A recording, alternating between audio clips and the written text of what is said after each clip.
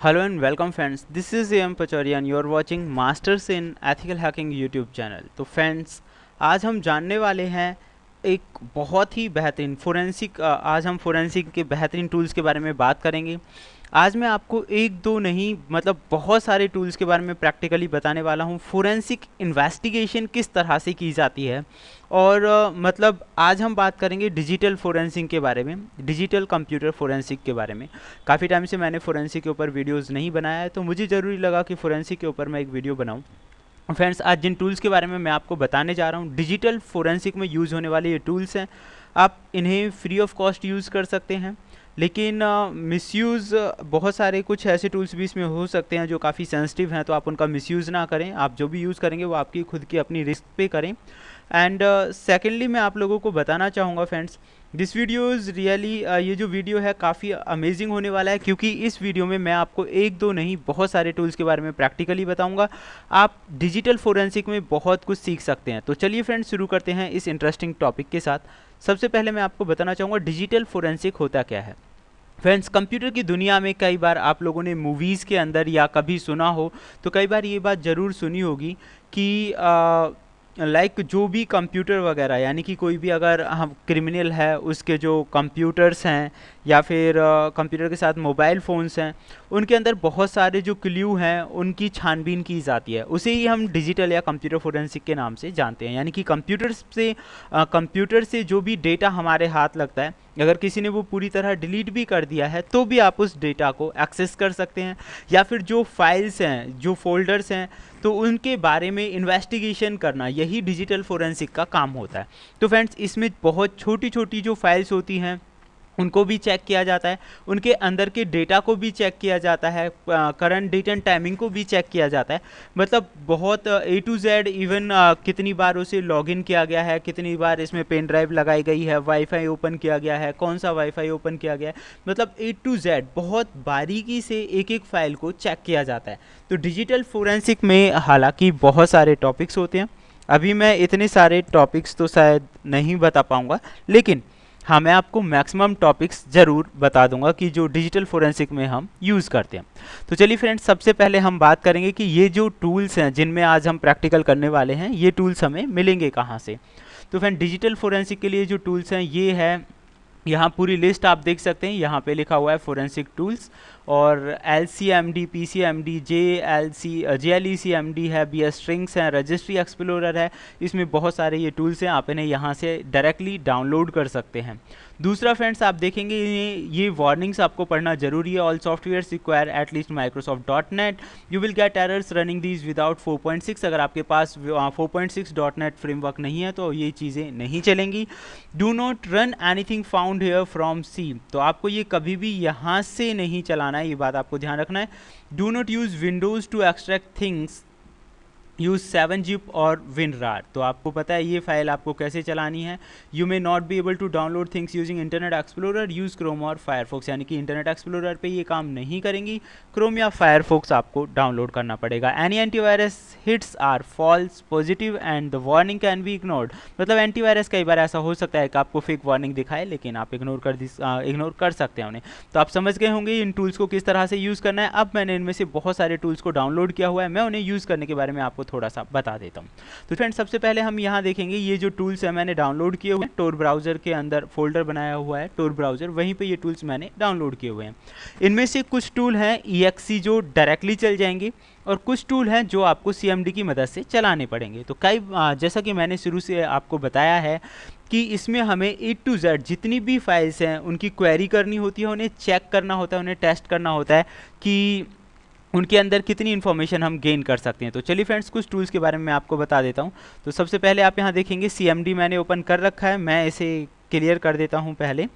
और इसकी जो लोकेशन है C यूज़र डेस्कटॉप पे है ये फाइल, तो डेस्कटॉप पे ये हमें चलानी है। आप यहाँ देखेंगे तो ये जो लोकेशन है इसकी यही है। तो उसके बाद इनमें से अगर कोई भी फाइल आप यूज़ करना चाहते हैं तो आप यहाँ लिखिए डायरेक्टरी। आप देखेंगे पूरी फाइल्स यहाँ पे आ चुकी हैं। अब इनमें से जो भी फाइल आपको यूज़ करनी है, जस्ट आपको EXE फाइल, क्योंकि कुछ फाइल डायरेक्टली CMD से ही चलने वाली है। तो मान लीजिए मैं चलाने वाला हूँ टाइम ऐप, तो मैंने यहाँ लिख दिया टाइम app.exe और आप इसका यूज़ करने का डायरेक्टली भी आप इसे चला सकते हैं exe लिख के, और इसे किस तरह से यूज़ करते हैं उसके लिए आप h भी लिख सकते हैं। तो मैंने इसे स्टार्टिंग कर दिया है timeapp.exe करके, और आप देखेंगे, देखिए टाइम जो ऐप है वो चल चुकी है। लोकल यूटीसी आपको यहाँ दिखा रहा है फिलहाल का जो टाइमिंग्स उसके बारे में शो कर रहा है, यूटीसी का भी आपको शो कर रहा है।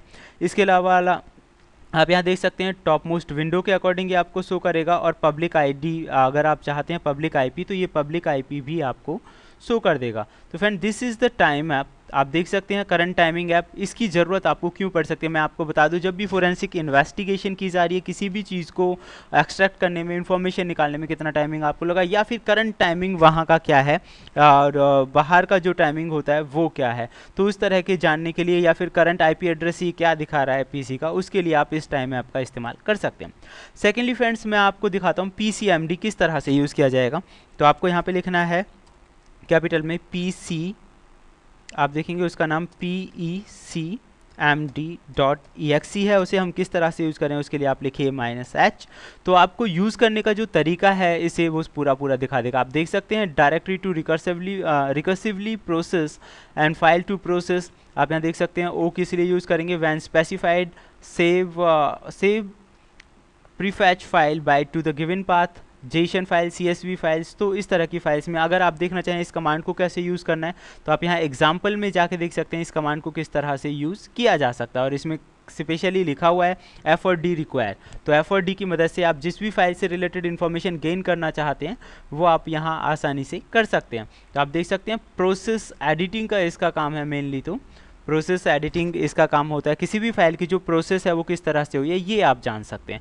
तो फ्रेंड्स आपको समझ में आ गया होगा जो स्मॉल CMD फाइल है वो कैसे रन करनी है। अब मैं आपको बताता हूँ दूसरी कुछ और फाइल्स के बारे में, जैसे कि ये हैसर है, इसी के अंदर ये आपको अगर हम यहाँ पे यूज़ कर रहे हैं तो हैसर जो फाइल है ये आपको यहीं पे मिल जाएगी। तो आपको करना है रन एज एडमिनिस्ट्रेटर, और इसका फाइल मतलब जितनी भी फाइल्स हैं उनकी जो हैश फाइल्स हैं उनके बारे में ये आपको इन्फॉर्मेशंस देता है। तो मैंने यहाँ पे एक हैश फाइल सेव की हुई है, और आप चाहें तो एक पूरा फोल्डर या एक डायरेक्टरी जिसके अंदर हैशिंग वैल्यूज़ हैं वो भी यहाँ पे आप इस्तेमाल कर सकते हैं, वो यूज़ कर सकते हैं। तो चलिए फ्रेंड्स, आप यहाँ देखेंगे एक ब्लैंक फाइल आई है, मैंने यहाँ पे सिलेक्ट किया, सिलेक्ट फाइल, और मैं अभी तो सीधे हैश फाइल ही ले रहा हूँ। तो देखो उस फाइल से रिलेटेड इन्फॉर्मेशन आपको मिल जाएगी, SH1 बेस में क्या उसकी वैल्यूज़ है, और आप 16 है, 1 है, 32 MD5, तो ये सभी वैल्यूज़ उनको शो कर देगा, मतलब उस फाइल के अंदर जो वैल्यूज़ हैं। दूसरा आप इसके ऑप्शन सेटिंग कर सकते हैं, हैश वैल्यूज़, यानी कि इसका काम क्या है, हैश वैल्यूज़ जो भी फाइल हैं जिनके अंदर हैश वैल्यूज़ हैं उन्हें आपको शो करेगा। तो आप लिमिटेड 1 या 2 4 भी यहाँ पे यूज़ कर सकते हैं। अगर मान लीजिए मैं इन्हें हटा देता हूँ, कुछ लिमिटेड फाइल ही ले रहा हूँ, तो सिर्फ उन्हीं चीज़ों की इन्फॉर्मेशन ये हमें यहाँ पे शो करेगी, बाकी की नहीं। अभी देखिए मैं दोबारा से यहाँ फाइल ले लेता हूँ, वही इन्फॉर्मेशन हमें मिलेगी। तो दैट इज़ कॉल, आप देख सकते हैं फ्रेंड्स 1 2 3 ही इन्फॉर्मेशन हमें मिल रही है, ज़्यादा नहीं। तो हैश वैल्यूज़ में कि इस फाइल के अंदर हैश वैल्यूज़ हैं, तो आप इन्हें हैश कैलकुलेटर की मदद से कैलकुलेट कर सकते हैं, इनके अंदर की वैल्यूज़ को पढ़ना चाहें तो पढ़ भी सकते हैं। तो that one is use for hashing, तो that is called hasher. Okay friends, ये आपकी समझ में आ गया होगा। जियो लोकेशंस के लिए आप IIS जियो लोकेट यूज़ कर सकते हैं, इसमें बहुत अच्छा फंक्शन भी है XWFIM। तो ये भी आपको यूज़ करने से पहले मैं आपको बता देता हूँ, डिजिटल फोरेंसिक के लिए यूज़ होने वाला टूल है, इसकी कुछ रूल्स हैं। सबसे पहले मैं इसे रन एज एडमिनिस्ट्रेटर कर लेता हूँ। इसके लिए आपको यूज़र आईडी और जो पासवर्ड मिलेंगे, अगर आप चाहते हैं XWFM को यूज़ करना, FIM को यूज़ करना, तो ये आप देखिए ये किस लिए यूज़ किया जाता है, XWays query download links licence status login data upgrade renewal offers for win hacks XWays forensic investigator imager. तो ये क्या है, फोरेंसिक इन्वेस्टिगेटर इमेजर है। इसका जो काम है आप यहाँ पूरे अच्छी तरह से पढ़ सकते हैं, ये क्या क्या वर्क करता है।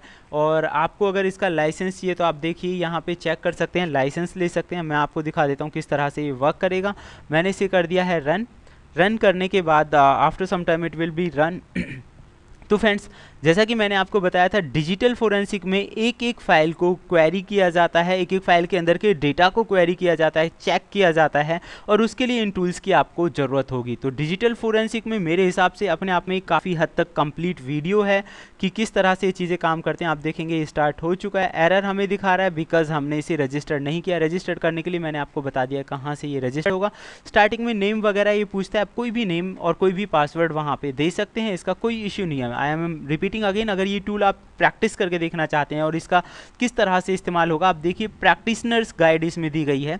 और यहाँ तक पहुँचने के लिए स्टार्टिंग में आपको 3 या 4 बार जो भी यूज़र नेम और पासवर्ड पूछेगा वहाँ XYZ कोई भी यूज़र नेम और पासवर्ड आप दे सकते हैं, ताकि ये गाइड आपको मिल जाएगी और इसे यूज़ करने के तरीके हैं वो आपको मिल जाएंगे।